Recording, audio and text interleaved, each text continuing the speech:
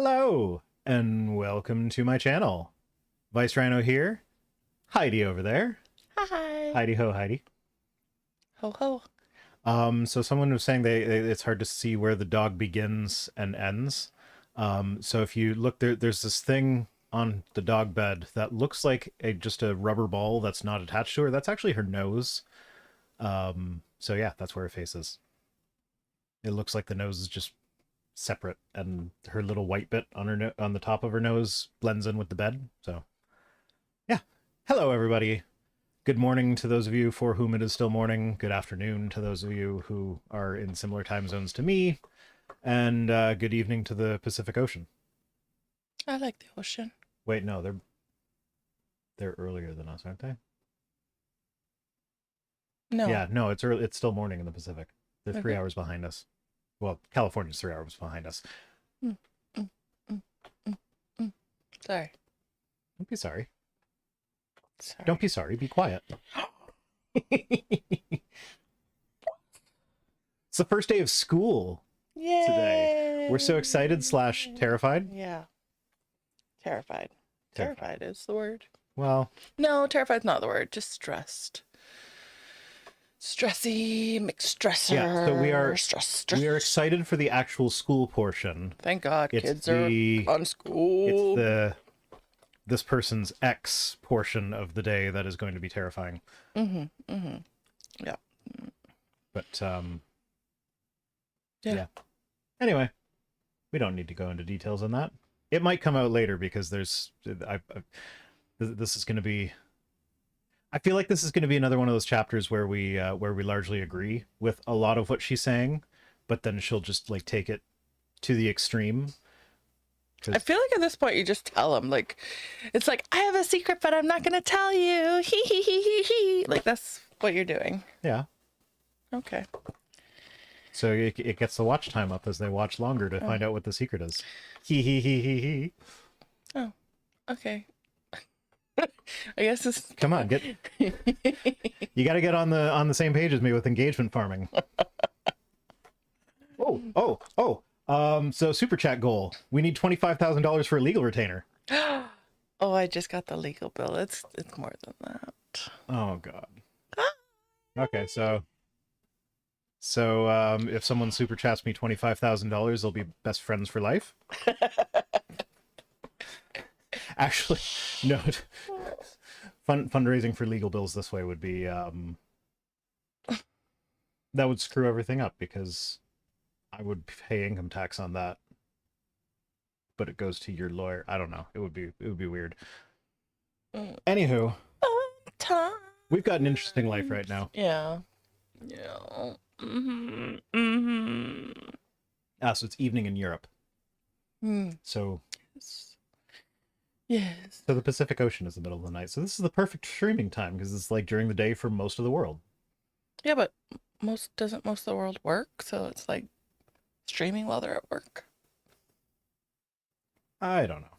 Do people have normal jobs? I don't know what that is anymore. I'm supposed to get one. I even when I had a normal job, I didn't have normal hours. I don't think I've ever worked a Monday to Friday. No, I worked a Monday to Friday 9 to 5 job once for 6 months, and it was a 6-month contract that was non-renewable. So that was the only time I ever had a normal job. I see. Okay. Okay. Shall we get into the book? Serving in a me-first society for years. Serve me first. Serve me first. It's serving in a me-first society. Serve me first. There.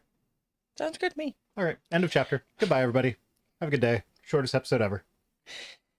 For years, I've heard the phrase that marriage is a 50-50 It's going to be one of those proposition. days. It's going to be one of those days. It is going to be, yeah. But the question is, who gets to decide when one spouse has hit the halfway mark? It is impossible, notes author and marriage expert Dennis Rainey.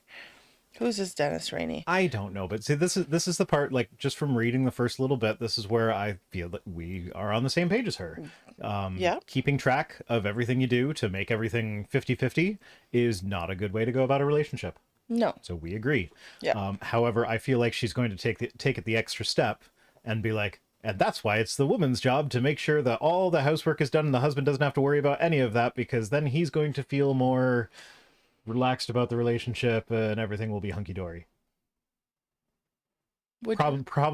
Well, I was about to say probably not to that extreme, but honestly, it wouldn't surprise me at this point if it was that extreme. But yeah, like I'm really trying to get my energy up here. Like, do this. Sorry, guys. It's impossible, notes author and marriage expert Dennis Rainey, to determine if your spouse has met you halfway, because neither of you can agree on where halfway is. Well, communicate. Each is left to scrutinize the other's performance from his or her own jaded perspective. So communicate. Let people know what your expectations are. The end. Ooh. Lord of Uzkalak said, for half a sec you mistook Puddles for a hedgehog. I've got a new hedgehog. Yeah, let's show him the hedgehog. It's so cute. It's a tape dispenser. It's shaped like... I don't know which way to go. It's off camera right now. There you go. Look at how cute it is. Here. Okay, you're better. I will lean forward so that they can actually see it and it'll actually focus on it. Like, look, cute little hedgehog tape dispenser. Yeah. That's it. It looks 3D printed. It looks like a plastic bauble, but it's actually like metal. Like I was surprised at how not cheap it was when it showed up. Yeah, no, I love it. Like Thank you. I was expecting just like cheap garbage. No. That just shaped like a hedgehog, but no, it's actually pretty good. Hedgehog. Okay. Carly and Dan are a couple who have gone the extra mile to not go the extra mile.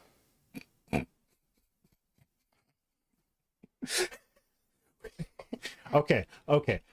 Remember that bit in Dear Old Dads? I think Dear Old Dads is a parenting podcast that I listen to all the episodes, and every now and then I'll find one that's like, ooh, she'd really like this, and we'll listen to it together. And there was one that where Eli was talking about how like he's a complete slob and doesn't clean up anything ever, and Anna was doing all of the cleaning, and then she eventually sat down and was like, okay, look, this is not sustainable. You need to help me with the cleaning. And Eli's retort was, well, counterpoint, what if neither of us clean anything ever? That's what that sounds like to me. Yeah, that is not acceptable. Not acceptable. They constantly keep score as to who put a new bar of soap in the shower last, or who refilled the toilet paper roll last, or who opened the new tube of toothpaste. How old are these people? Are you interviewing 5-year-olds? So sometimes I get a little bit annoyed that I'm the only person that refills the soap dispenser. But then I look over at the toilet paper roll holder thingy that I never refill, and I'm like, But also I'm the one who's particular about the soap and everything like that. So it's like that's one of those things where like if it's something that you're particular about, it's okay for you to do it most of the time. Yeah. But it's like, who cares if you opened the toothpaste? Well, I care because I have my own toothpaste. I don't share that shit with anybody. That's mine. Yeah, he doesn't. My toothpaste. He doesn't know that I used it once or twice. I don't know. You don't know. Don't. Did you actually? Are we breaking up on stream now because you used my toothpaste? The fennel one? Once or twice.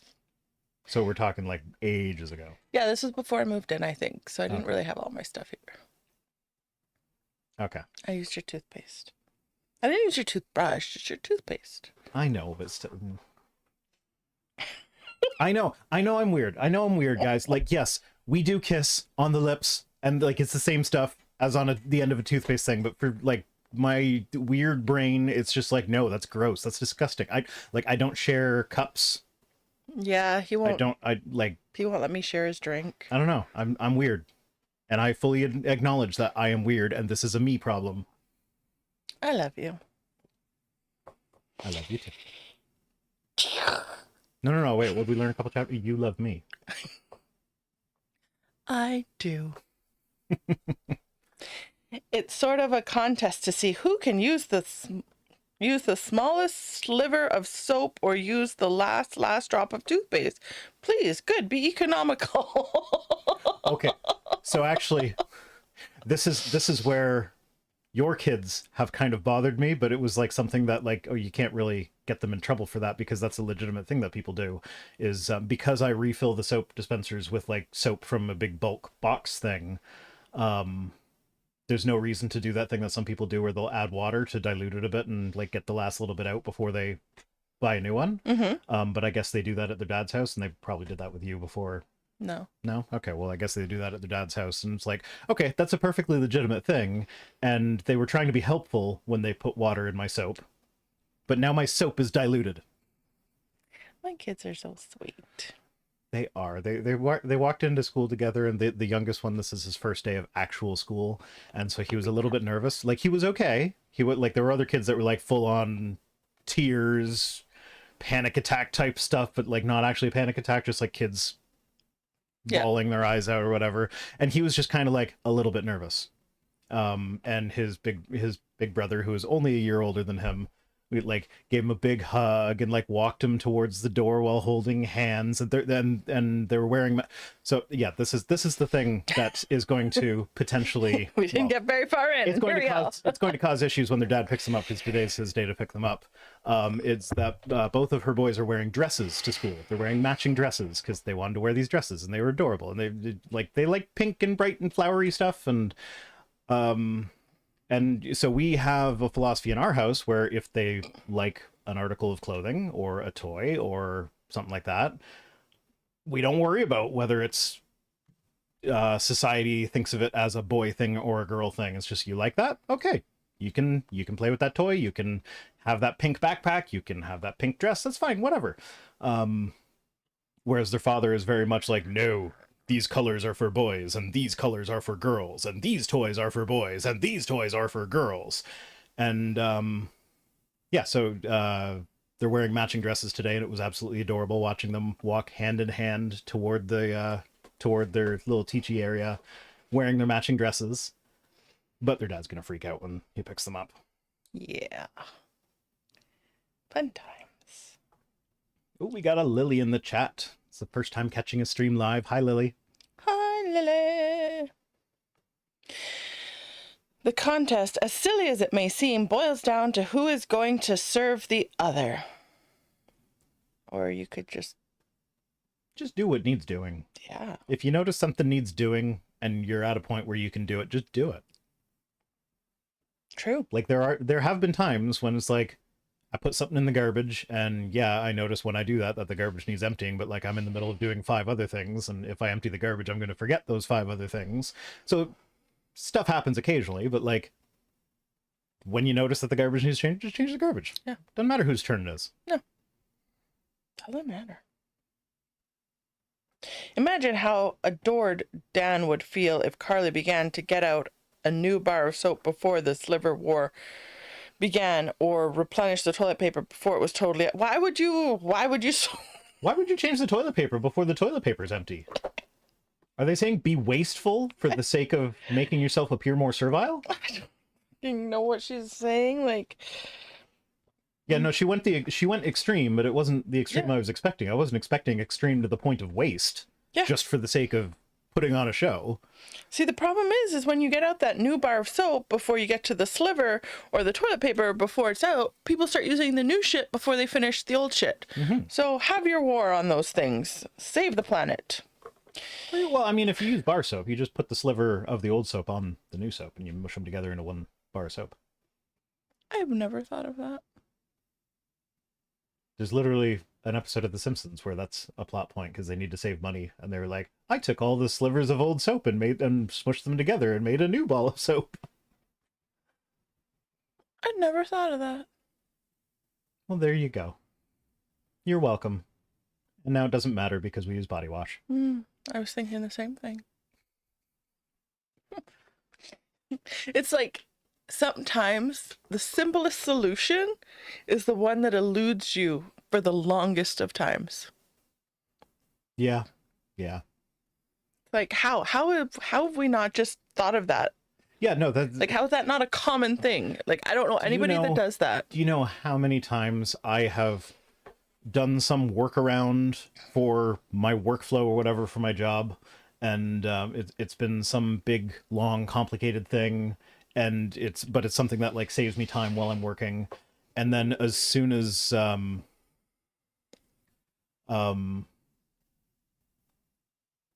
as sorry, I just got an email that said mortgage recovery on it, so I'm like, oh, did I like not have the money in the mortgage account this month? And I'm like, so I got distracted there for a second. What was I saying? I don't know. Oh, right. So like I do something to make my workflow better. Yeah. And then I go to the trouble of like programming auto hotkey to like I do this key combination, then it does a whole bunch of stuff or whatever, and then a little while later I'm like Googling something completely unrelated, and something comes up and it's like, oh yeah, to do this thing just do this one shortcut, and it's like, oh, that was so the thing that I like built extra stuff to get around the fact that that wasn't built in was actually built in the whole time. And that actually stems from me not knowing the proper names for things, because I am self-taught when it comes to editing. There's a lot that I like when you go to these like Premiere Pro tutorials, everybody just already knows what this is called and what that is called, because they're just the basic tools. But I never learned the basic tools. I learned the specific tools that I need for specifically what I do. We're not even done the first page yet. Okay, it's a short chapter, so we'll be fine. So imagine how adored Dan would feel. Imagine how adored Carly would feel. I don't really know that that'd make me feel adored, but whatever. If you want to try a contest in your home, how about seeing who can outserve the other? That is actually a really... I don't know. Again, this is one of those things where like it's got a kernel of a good idea in it. Yeah. But like, I could see that becoming toxic. Yeah. Yeah. Because then on days where you don't have capacity, you're pushing yourself more than you need to, just to give the impression that you quote unquote love the other person, because that's how you show love. The only way, apparently. I don't know.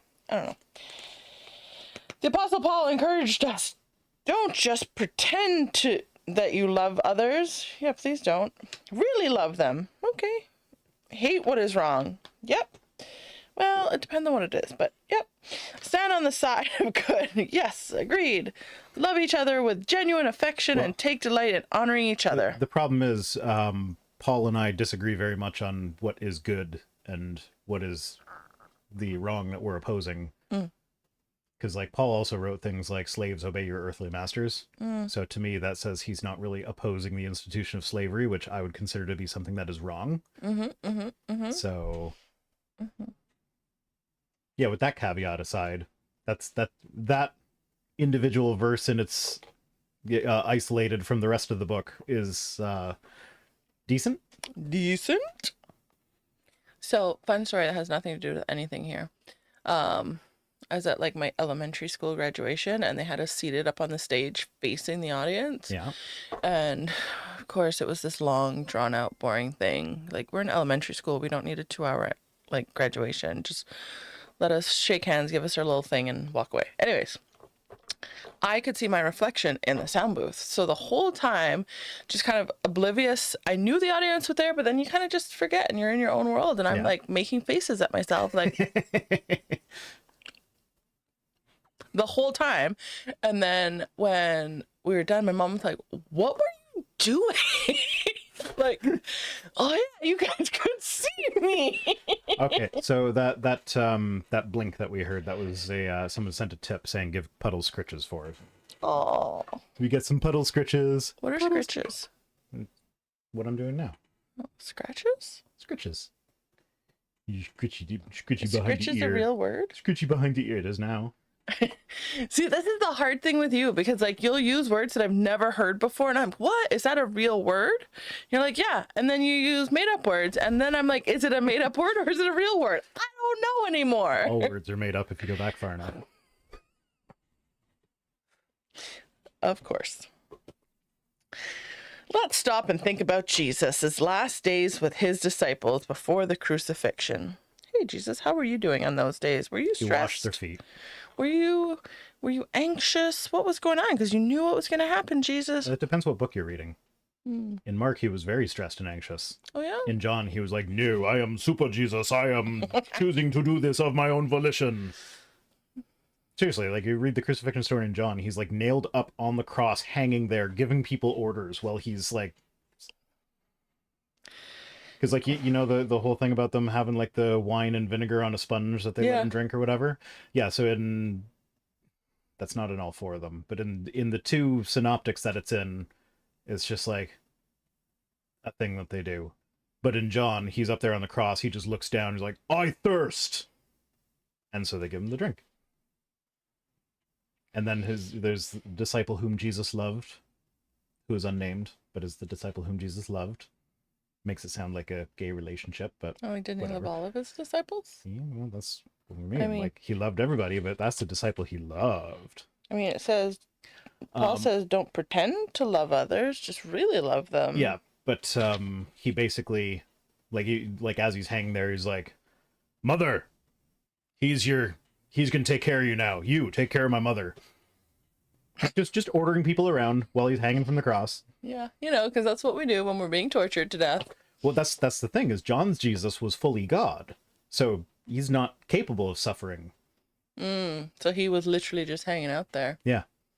Hanging out there, that's also- enjoying the view. When you look at the difference between the last words, in all the other, like he screams and cries out and Oh, dear stuff like Lord, that. why have thou forsaken me? But in and he's in agony. But in John, he just kind of looks around. He's like, it's finished, and now he's done. he did his So like deed. he chooses when to die, and then it actually says he gave up his spirit at that point. So like it wasn't he didn't die because the human body can only take so much. He died because he chose to die in that moment. It's really fascinating. Okay, so part of my brain was like, oh, I wish I could do that. Like, you know, when you're ready, you're like, okay, I'm gonna die now. And then I'm like, I probably would have died a long time ago, so maybe not. It's like, you know what sounds good right now? Going to sleep and never waking up. Yeah. For those depressos, I got you. Because, yeah, that happens a lot. I don't know if this is the person that sent the tip saying to give the dog scritches. Oh no, it says scratchies in the tip. I turned it to scritches. That was me. But so sorry about the word. Is real. Sorry about the word confusion. Translate must have lied when I tried to use an alternative for cuddling the dog. Yeah, no, scratchies is fine. That's something people say. I say scritches. And this is not the first time I've said it. Yeah, I don't know. I just noticed the Christmas light still hanging up in the chimney yesterday. Okay. Now that requires context. Come on. You want to stay on task? Stop bringing me off the task. So, I need to keep us up until about 3 o'clock when I have to leave to go make sure my children I are need to okay. actually like work on my proper videos. Oh, what? He doesn't think that we're good enough. We're not real today's a weird enough. day. We're Today not is a weird day. proper enough. Today is a weird day. So yeah, Christmas lights in the chimney. So that was when my daughter turned 11, which was several years ago before we knew that J.K. Rowling was a terrible person. We did a Hogwarts letter thing for her, and we have a chimney that like it's a wood burning fireplace. It's just the chimney itself is kind of blocked off, so you can't actually burn wood in it. And so like for her birthday when she turned 11, we had like the letter was like sitting in the chimney, and we stuffed Christmas lights like up the chimney and plugged them in so that it was glowing. And it's made really it more cute. magical. It was adorable, and she loved it. But those Christmas lights are still there. What is this? 4 years later? 3 years later? Something like that. Okay. We're done thinking about Jesus before his crucifixion. No, Sharon's going to tell us what she thinks. I imagine that his mind was racing with last lessons he wanted to make sure his followers understood before he ascended to heaven. On their final night together, as they were eating the Passover meal, Jesus got up. So, okay, she's jumping all over the place. It's like before he ascended into heaven. It's like, okay, but like for the crucifixion, he's just going, he's being crucified, and then he's coming back 3 days later, and then he's going to hang out with them for either a couple hours or at least a month, depending on which book you're reading. So it's like if he knows he's coming back, then he doesn't need to worry about what lessons to impart. He can impart them when he gets back. He's got lots of True time. story. Yeah, no, that makes But sense. then she said before he ascends, and it's like, but isn't he God? Like, can't he just stay down for as long as is necessary to make them understand everything they need to understand before he ascends? Or, hear me out. In the beginning, God created the heavens and the earth. yeah, he could have just made us understand all that he wanted us to understand then. Like, he could have just created us with the knowledge that he wanted us to have. Well, see, my whole thing was like Adam and Eve brought original sin into the world, and God wants to save everybody. So the ideal time to send his son as the savior would have been Adam and Eve's kids. So like Jesus should have been the firstborn of Adam and Eve, who then Adam and Eve crucify, and now all of humanity gets saved, and there's only one religion throughout the whole world. Or, hear me out, don't put temptation in the middle of the garden. Just Oh, don't put a huge honking tree that looks delicious and smells delicious and is very tempting, and then have these people that don't know the difference between right and wrong and tell them it's wrong to eat the tree, yeah, that even one. though they're not capable of understanding right and wrong. Yeah, that one. That and one. then put a talking snake in to Yep. say, hey, no, did God actually want you to not eat that? Yep, that's the one. Okay. That is the one I was talking about, yeah. Yep. Okay. He wanted to make sure his followers understood before he ascended to heaven. On their final night together, as they were eating the Passover meal, Jesus got up from the meal, took off his outer clothing, and wrapped a towel around his wrist. After that, he poured water into a basin and began to wash his disciples' So wait, he feet. stripped down to his underwear for that. Apparently. Okay, so last time we discussed this, I remember I pointed out that foot in the Bible is often a euphemism for penis. So there is one interpretation of this where Jesus has just given all his disciples one last handy before going to the cross. And I was like, yeah, but that's probably not it. For like, yes, foot is often a euphemism for penis in the Bible, but that I don't think is one of those spots. This makes it look more like it is one of those spots. According to John 13:4-5. He's stripped down to his underwear for because like I know there was that whole thing about like, okay, this is a thing that I've only ever heard from pastors, so it wouldn't surprise me if this was actually wrong, but like the whole everybody was wearing sandals back then, so their feet got all dusty, and so it was like a sign of respect that when guests came into your house, you had their servant wash their feet for them to wash the dust of the road off. Is that a sign of respect, or please don't get your dirty feet all over my place? Could be. That's the same as saying that's the same as the Canadian thing of take your shoes off when you come in the house. Yeah. But like, yeah, well, I don't know. Okay, so That's an interesting twist on it though, because like this is always played up as Jesus is being servile and teaching them to serve others. The master has become the servant. But really, if it's no, I don't want to get your dirty feet all over my house. Yeah. Then now it's Jesus being a finicky. Yeah. Micromanager, which actually fits the character of God a lot better. He's like, don't put your dirty feet up on my couch. Oh, no. I mean, it's not his house. They just borrowed someone else's house for that. Still. After that, he poured water into a basin and began to wash his disciples' feet, drying them with the towel that was wrapped around him. Yeah, this sounds like a hand job followed by a foot job. When like he washes their feet, yeah, and then they're drying their feet on the towel that's wrapped around him. Could be. If this gay porn doesn't already exist, someone needs to make it. See, I was thinking maybe like drying their feet is like cleaning up the mess with the towel that's wrapped around him. Could be, yeah. Because he wrapped it around his wrist. Okay. Putting way too much thought into this. Yeah. Well, I was just about to go to Pornhub and do a search for like Last Supper gay orgy. Because it probably does exist. Probably. When he finished washing their feet, he put on his clothes and returned to his seat. Do you understand what I have done for you? We understand, Jesus. He asked them, you call me teacher and Lord, and rightly so. This is John. It's like, yeah, I am the Lord. For that is what I am. Now that I, your Lord and teacher, have washed your feet, you also should wash one another's feet. I have set you an example that you should do as I have done for you. John 13:12 This sounds like gay through porn. 15. It sounds like gay porn. I'm sorry. Yeah, now you guys go at it so I can watch. Can you imagine the disciples' awe in their Lord and Master took on the role of a servant and stooped to washing the mud and dust from their filthy feet? I imagine the awe that they had, yes. Oh. I can understand Peter's cry of protest. Yes, he didn't want it. It was not consensual.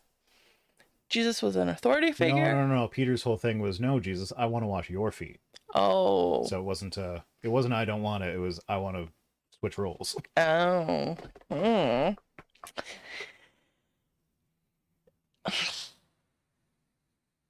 Donald. Stop losing the spot.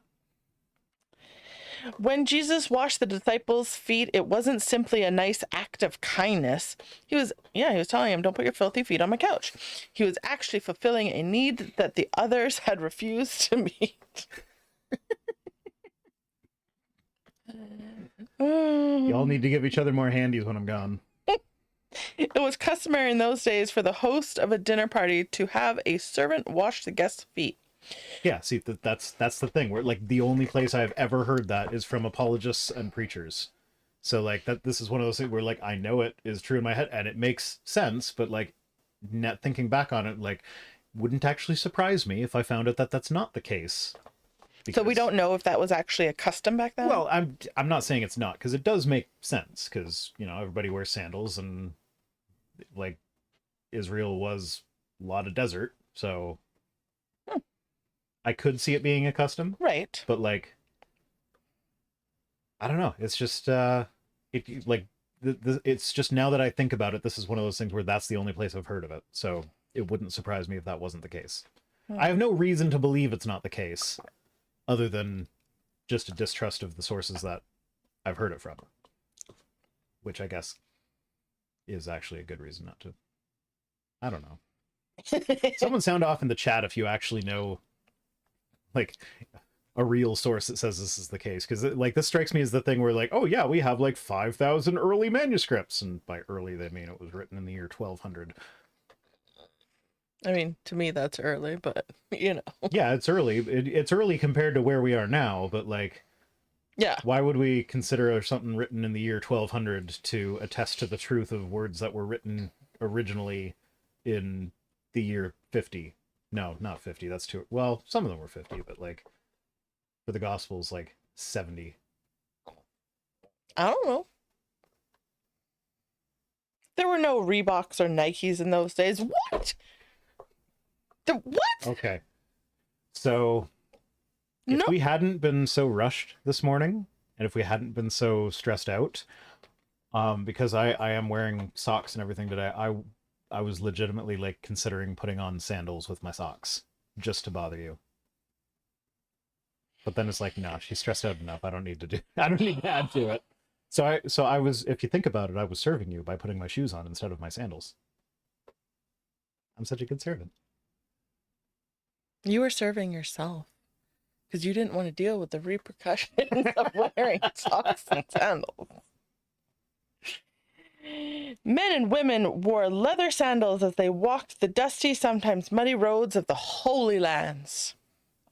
Nothing felt better than to sink calloused, throbbing feet into a cool basin of water and rinse away the cares of the... Did she have to use the word throbbing? Yeah. My feet are callous and throbbing. Can I sink them in your basin? No.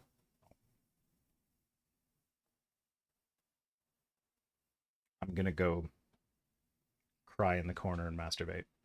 Okay.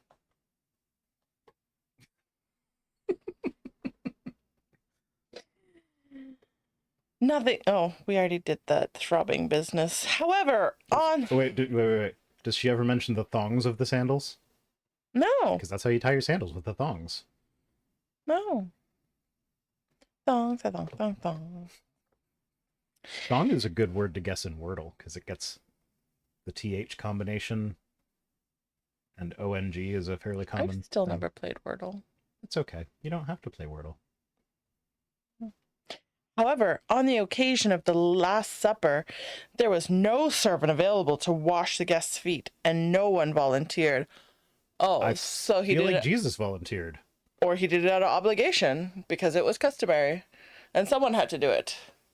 And so then he had to make an excuse as to why he had to do it. To be fair, there being no servant available, like the way they got the room that they were in was basically like he sent a disciple and was like, when you see a donkey, the person who asks you about the donkey, just like be like, hey, we're coming to your house for dinner. So like they're imposing on the people, like just suddenly 12 people show up to your house for dinner that you weren't planning on 13? hosting. 13, yeah. And it's like, okay, I'm not sending my servant to wash their feet. Like they just showed up here. Like that's not quite how it went. But... No, but I'm also like, the way she's describing it, my thoughts are... Okay, Dragon Healer saying there were lots of documents describing having your guest feet washed as a hospitality. So yeah, there we go. Okay. I will take that as a true fact now. Because someone on the internet told me it's true. Someone named Dragon Healer in the chat said it's true. Said we got documents. Okay, sure. But that's what I mean. It's a perfectly believable thing. I am speaking. Okay. We're done with dusty feet. So Now onto the throbbing feet. Love you. My thought was that he did it out of obligation because it was a custom. Someone had to do it. No one volunteered, but then he had to give an excuse as to why he did it. Because the Lord God Almighty shouldn't be washing feet, but he's like, oh, I have to wash these people's feet, but now I got to make it seem like I'm doing this on purpose and not because I have to. That's what I think. So God made man wrap so God made man wrapped a towel around his... I see. Where are we? First line. God made man. So it's God dash made dash man. Yeah, I so know it's a man made by God. God made man. Wrapped a towel around his waist. I think she's trying to get like... Wait, did he... Was it waist and you read it as wrist earlier? Oh, maybe. Because now we're back to my... But now we're back to my hand job, foot job scenario. I think it was waist. So have I ever told you that when I was younger, my family thought I was dyslexic? Anyways, continuing. So God made... Well, this is a very poorly written sentence. God made man, wrapped a towel around his waist, and did what no one else was willing to do. Yeah. So, I mean, we know what she's trying to get at, that That's a stupid God in man form wrapped a towel around his waist and did what no one else would do. Yeah.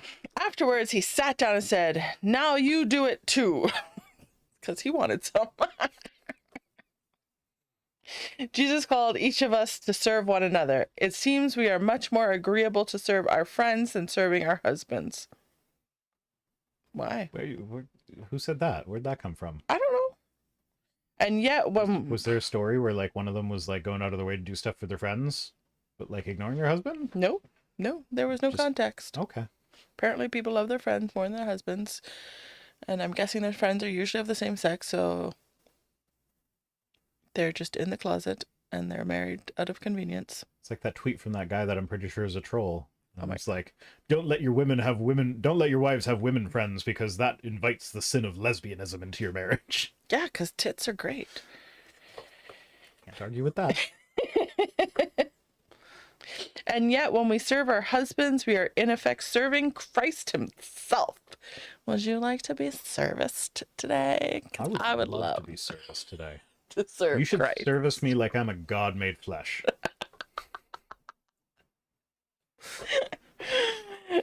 When you do it onto the least of these, you do it onto me.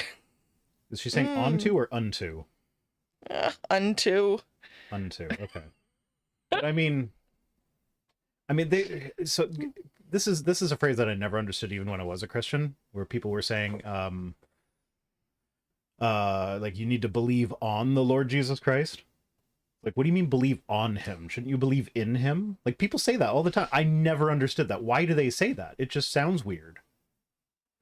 Lord of Uzkalak says, shouldn't your husband be one of your friends? My best friend. That's a good point. But I'm not your husband. No! Who's your best friend? You're married and you didn't tell me? I thought I was married to you in our hearts. This is why you always get it signed on a piece of paper for the government to acknowledge. Oh, Lordy. Have you ever had those days when you said, I've had enough? Yes. Today. Every day. It's time for him to take care of me. Yes. I agree. And I do. I never said you didn't. She was like, okay, so before the stream, we get back from dropping the kids off. Went to Walmart to grab some stuff. We get back around 11 o'clock. She makes some pizza bites for herself. Because we hadn't had breakfast, so we were both hungry. So so she makes some pizza bites, gets them out of the oven, and grabs a paper towel for some reason. And there was a moth on the paper towel, so I just kind of shake it or whatever, and the moth fell in the pizza bites. Okay, whatever. Moth in the pizza bites, just kind of shoo it away, and then oh no, it like crawled underneath one and got squished. So now there's like moth stuff everything. So she like comes to me in the office, like looking just completely dejected. I mean, like, I'm going for a nap. Can you just have some pizza bites ready for this time? I was done. And I did. Because I served her. I served her like she was the Lord Jesus Christ himself. No, you didn't. You want me to wash your feet? There's a fly on my book. It's like rubbing its hands together, like, Cleaning its eyeballs. Is that what it is? Yeah. They get their little saliva thing, they rub them over their eyeballs. Just want to be able to see me better? Yeah. I know, I'm so cute. I wash the clothes, pick up the clothes, cook the meals, buy the groceries, vacuum the floor, dust the furniture, scrub the bathrooms, and pay the bills. Who dusts the furniture? I guess if they don't have friends and people don't come over, their furniture I'm just gets thinking dusty. Mm-hmm. I think like she means shelves. Okay, because Yeah, I was thinking couch in my head.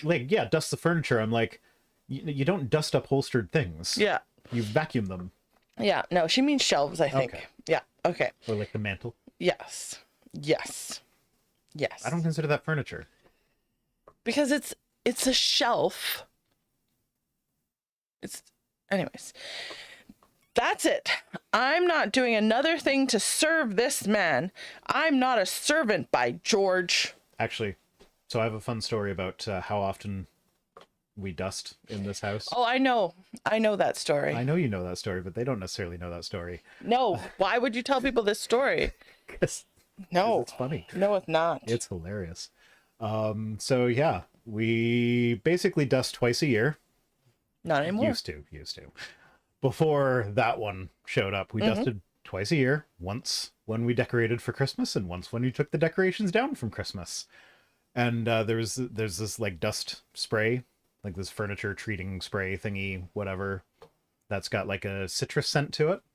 That's what we used. And one of the times, we dusted something in the summertime, and Lily got home like after I dusted it.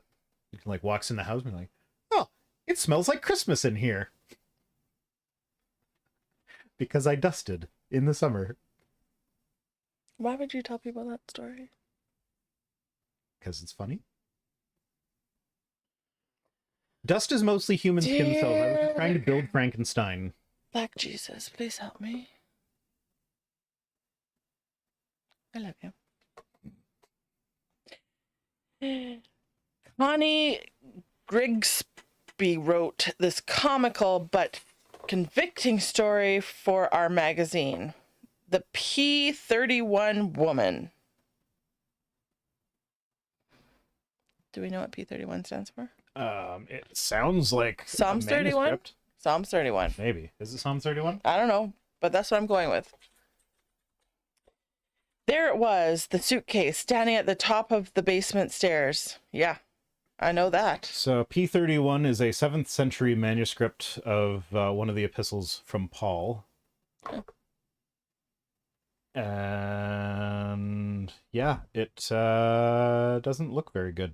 It's in rough shape. But what did it say? Why are they the P31 women? I don't know, but that's a manuscript. Well, that's not helping me. Not at all. Okay. Her husband had just returned from a business trip and had left the suitcase sitting there, assuring her that very soon he would take it downstairs and put it away. That sounds like my boys. Oh, don't do it. Don't do it. A week later, the suitcase was still there. Because the laundry room was in the basement, she was forced to step over the suitcase time and time again as she did the laundry. Or she could just move it. Yeah, she could really just move it. That sounds way easier than stepping over it every time. I mean, if I were going to create a point, like let's say this is the millionth business trip that you've been on and you left the suitcase there, I would literally put it somewhere where it was in your way, not where it continued to be in my way. Yeah, that's reasonable. Oh, before long, the way she treated her husband was directly related to the number of times she stepped over the suitcase. Yeah, that gets frustrating. Yeah.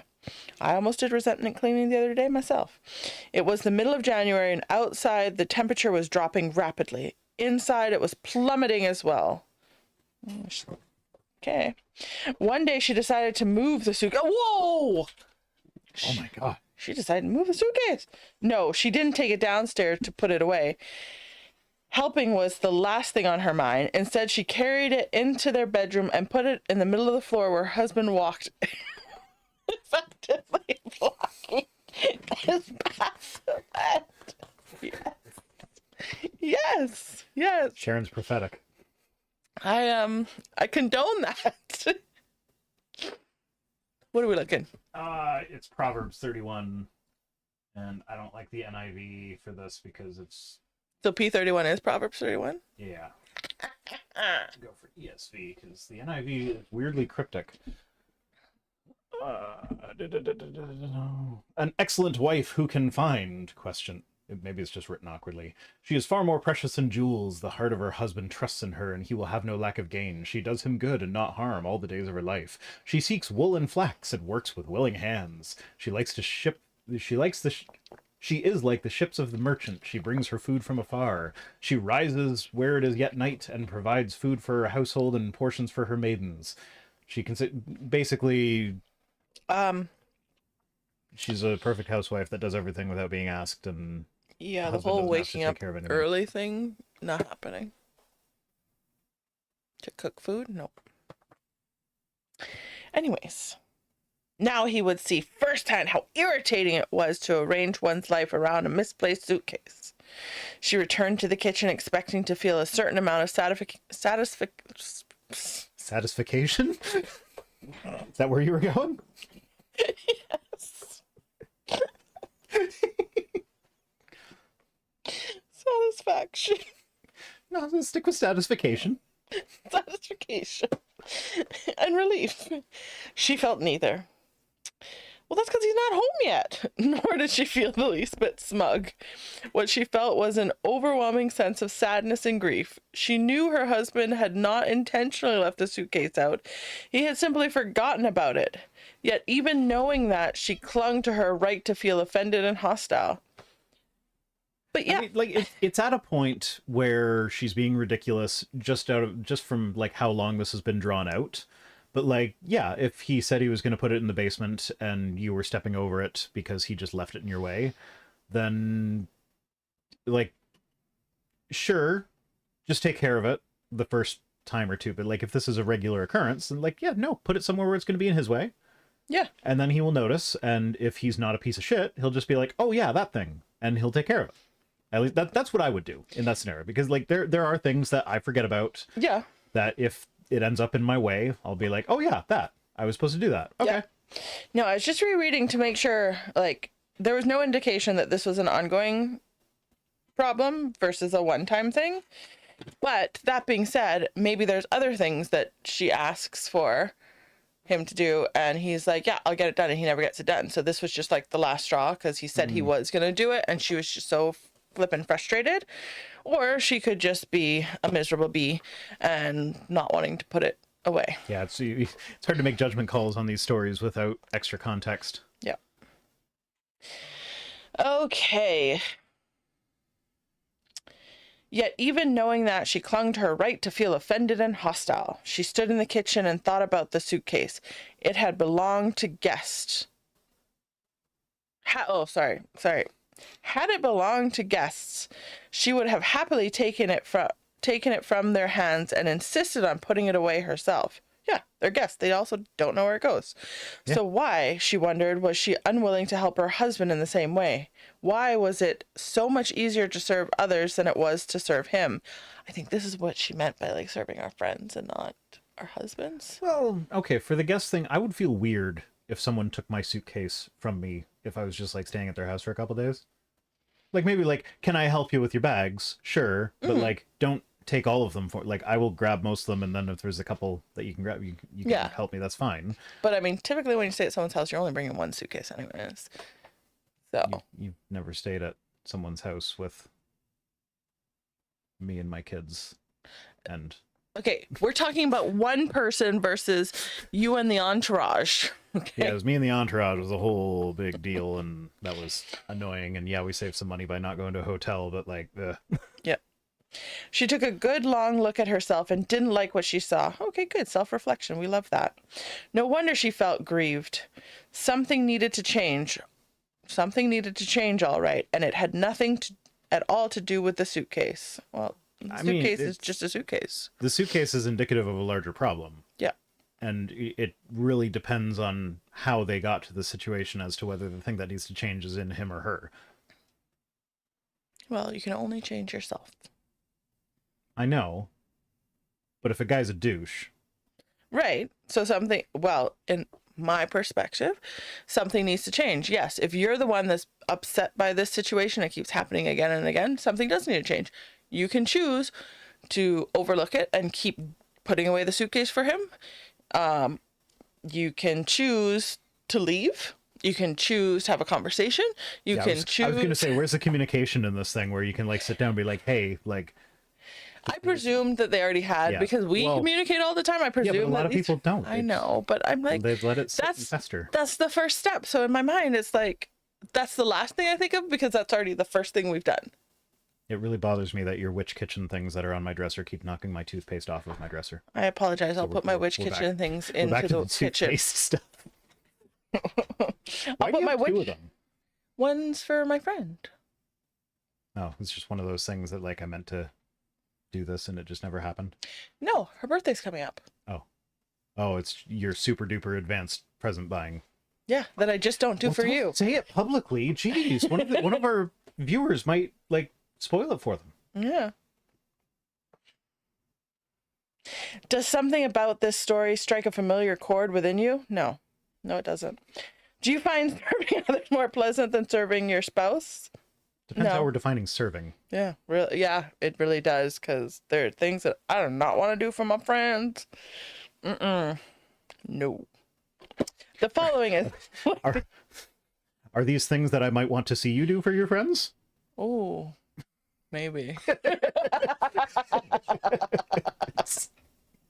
But that's okay if you don't want to do them. That's it. The following is a lengthy passage, but I want you to read it with your husband in mind. God calls us to serve one another. That includes our husbands and precludes every other human relation. Do I not understand what the word precludes means? I don't know. Maybe I don't understand what it means. I feel like precludes means that, like... Before anybody else. Yeah, but like God didn't say to only serve your husband, nobody else. Now I have to look up definition. Yeah. She's not saying you shouldn't do it to other people. She's just saying make sure you do it to your husband first. So precludes makes something impossible to happen. So like, if you're serving your husband and that precludes serving everybody else, then that means that you're not serving anybody else. I don't think she knows what it means. Yeah, yeah, I know, but in that's this why I was so context- confused, because I'm like, that's what I thought it meant. Like I could see it meaning something else, and me just being missing. Oh, someone has a thing. It's yellow. I don't know what that means. I don't know what the yellow thing means. It's a member. I think members can send like highlighted messages. Oh. Chad Stewart said, "Good question." Hi, but Chad. It was long enough ago that I don't remember what the question was. No, neither do I. But yeah, so that's what I thought preclude meant. But Well, Yeah, let's see what the passage says. Maybe it makes sense when we read the passage. I doubt it. Yeah, I do too. But if you have any encouragement from being united with Christ, if any comfort from his love, if any fellowship with the Spirit, if any tenderness and compassion, then make my joy complete by being like-minded, having the same love, being one in the spirit and purpose. Do not out of selfish ambition or vain conceit, but in humility consider others better than yourselves. Each of you should look not only at your own interest, but also to the interest of others. Yeah, it's not specific to your husband, Sharon. Yeah, but it said that serving your husband precludes you from serving everybody else. Yeah, that's what I'm saying. It's not exclusive to your husband, Sharon. Your attitude should be the same as that of Christ Jesus, who being in the very nature of God did not consider equality with God something to be grasped, but made himself nothing, taking the very nature of a servant, being made in human likeness. Oh, we're just servants to God. Yeah, no, we're literally God's entertainment. That's the only reason we exist, according to a good chunk of Christian theology. And being found in appearance as a man, he humbled himself and became obedient to death, even death on a cross. Philippians 2:1-8. Sorry, I gotta brush off my Sharon here. Do nothing out of selfish ambition. Do nothing out of vain conceit. She actually does say that there. Does she? Like, there's in there? Oh my God, there are. I was like, why are you reading it like that? Like, is there like some undertone here that I'm supposed to be picking up on? Like, is this a reference to something we've discussed already? It's like, nope, that's just literally in the book. Okay. In humility, considers others better than yourselves. Look out for the interest of others. I think it's supposed to be look out for the interests of others. Yeah, whatever. Okay. I'm doing Sharon. Okay. It's not it's like, because you're supposed to be thinking about your husband. It's like like there's an emphasis there. In Philippians 2:4, Paul tells us to look out for the interests of others, not just for our own. Yeah, others, not just, I mean, because technically you could consider your husband a part of you, like you become one, so others. That's what I'm saying about that. Anyways, damn it. Not just for your own. Look out for is from the Greek word skopos. I don't know. Oh, I thought I heard cares? like you knew what it meant. No, it was an exasperated, oh no, she's getting into the Greek again. Okay, look out for is from the Greek word skopos, from which we get the words telescope and microscope. It means to pay close attention. Whether we are using a telescope I feel like it just means look at. Yeah, but it wouldn't help her analogy here, okay? Whether we are using a telescope to get the big picture or a microscope for close examination, the wife of your man's dreams pays close attention to the needs, desires, dreams, joys, and sorrows of her man. And others, Sharon. And others. She looks closely at his heart and absolutely adores him. Well, I hope she adores her husband. Yeah, so scopium is based on the ancient Greek scopeo, which is to look at.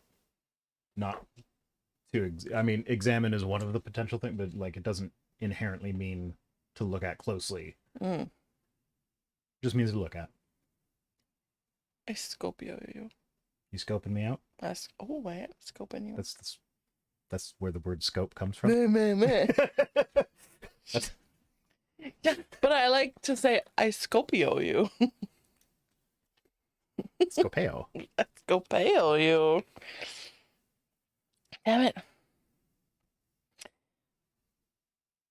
we need to be clear that servanthood doesn't mean the bondage of slavery, because that's something else that we do to other people.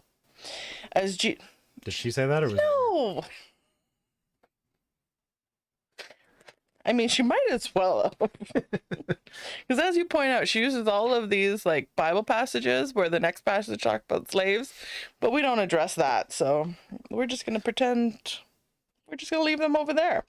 As Jesus put on the towel and served his disciples, he proved to us conclusively that God's kind of serving love flows from choice, not coercion. No, you did not say that. You said he was like, fuck this, nobody's volunteering, I guess I have to do it. That sounds a little, not coercion, but like you're being forced to do it. So it's social coercion. Yeah. No, Sharon. No. Damn it. From strength, not weakness. From gladness, not guilt. It's positively liberating. You know what else is liberating? She's quoting somebody, and I don't know. Not worrying about what the Bible fucking says about your relationship and getting gosh. actual, like, good advice. Oh my gosh, so much better. Oh, look at Puddles. He's so cute. Oh. You're putting on a show today. Jesus said, give and it will be given to you. Yeah. Ask and it will be given to you? No, apparently it says give and it will be given to you. Give and it will be given to you. What's the Bible verse on that one? Luke 6:38. A good measure pressed down, shaken together, and running over will be poured into your lap. For with the measure we're shaking things around and pouring them in laps? Mm-hmm. No, don't pour it. It does say give and it will be given to you. But it's in the middle of a sentence, though. So. Yeah, I was about to say, what did it say before that? Okay. A good measure pressed down, shaken together, and running over will be poured into your lap. For with the measure you use, it will be measured to you. So this is the second half of the judge not lest ye be judged. So judge not and you will not be judged, condemn not and you will not be condemned, forgive and you will be forgiven, give and it will be given to you. I think we should highlight the judge not lest ye be judged, Sharon, judging all of these people's relationships. Anyways, it may be entirely possible for you to serve your husband and not feel that you are receiving anything in return. Yes, because that happens a lot. However, not here. Sorry, just out there. However, your heavenly Father is always watching, and the measure you use if somebody sends money, I'll give her more belly scritches. I was like, I don't want belly scritches. Send $25, I'll give Puddles belly scritches. Send $50, and I'll give Heidi belly scritches. Oh, okay. However, your heavenly Father is always watching, and the measure you use to bless your husband will be used by your heavenly husband to bless you in return. God's my heavenly husband. So I think the church is the bride of Christ. And so the church is supposed to, so Christ is the head of the church is the head of the men in the relationships, the men are the head of the woman sort of thing. So like, it's a big polyamorous chain. God's my heavenly husband. Please come on to me, O Lord. I don't know, people are telling me to do the scritches, but nobody's sending money. However, your heavenly Father is always watching. There we go. It's from the Haggis God, who says, bondage of slavery, how long until the church says that at least they were getting sex? There we go. We get some belly scritches for the puppers. She's a spoiled little puppers. Yeah, she's... Okay, we're ending on some quotes here. We're done today, guys. Like, oh my gosh, what? It's only been a little over an hour. Yeah. My wife discovers what I like and dislike and then anticipates from there. This could come in the form of being the person who writes checks and balances the books to surprising me with peanut butter chocolates whenever I'm not looking. That sounds... You're welcome. That sounds like an anal sex thing. Hey, I got you peanut butter chocolates this morning. You did, yeah, that's right. But no, but I was surprising. Always forgetting the good things I do for you. No, I didn't forget. It's just the phrase surprising me with peanut butter chocolates when I'm not looking. Okay. That's like surprise finger up the bum. That's the way I read that. Okay, No, Puddles is gone, but she's been a very good pup for most of the stream. One thing my wife is really good at is that she doesn't nag. And boy, do I appreciate that, because I'm a lazy motherfucker. That's not in the book. She is not a doormat. She's a tiger and doesn't mind standing her ground with me or anyone if need be. There's a difference between nagging and disagreeing. Oh, yeah, no, true, Brad. I long to hear my wife tell me some nice, sweet words. Barumbaya? Oh. Is that a name, or is that a word we're supposed to understand? No, that's a name. Okay. Oh, I'm sorry that your wife doesn't say nice, sweet things to you. Phillips Brooks wrote, Duty makes us do things well, but love makes us do them beautifully. Aww. No. Puddles is back. All right, that was the end of the chapter. That's the end of the chapter.